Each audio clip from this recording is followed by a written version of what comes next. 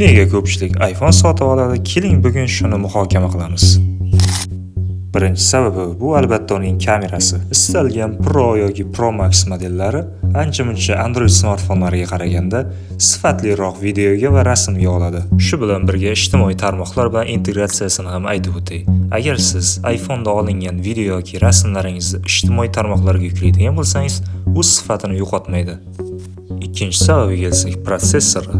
Apple o'zining smartfonlarini maxsus A turkumidagi chip bilan ta'minlagan. Bu bilan istalgan murakkab ilova va o'yinlarni qotishlarsiz bemalol o'ynay olasiz. Uchinchi sabab esa o'zining ekotizimi. Bu shunchaki turli xil qurilmalarning to'plami emas. Bu balkim dasturiy ta'minot va xizmatlarning o'zaro uzviy bog'liqligidir. To'rtinchi sabab esa status. Odatda bunga smartfon sifatida emas, balkim eskirmaydigan, urfdan qolmaydigan va hashamatning ramzi sifatida qarashadi.